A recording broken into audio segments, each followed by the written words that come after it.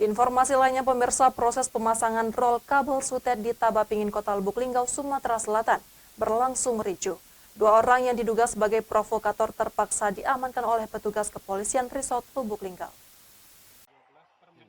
Beginilah situasi ketegangan antara warga dan pihak kepolisian saat proses eksekusi lahan yang dilakukan PLN Sumatera Selatan.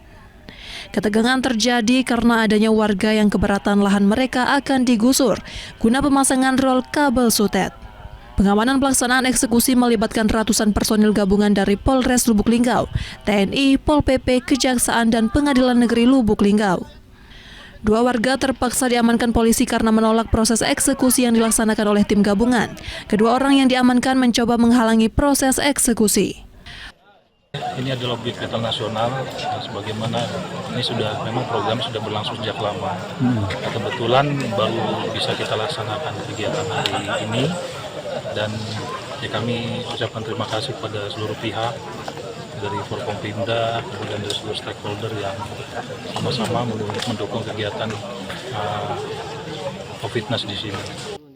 Warga dihimbau kepada masyarakat pemilik lahan bahwa sutet merupakan objek vital nasional dan sudah sejak lama belum selesai dilaksanakan eksekusi.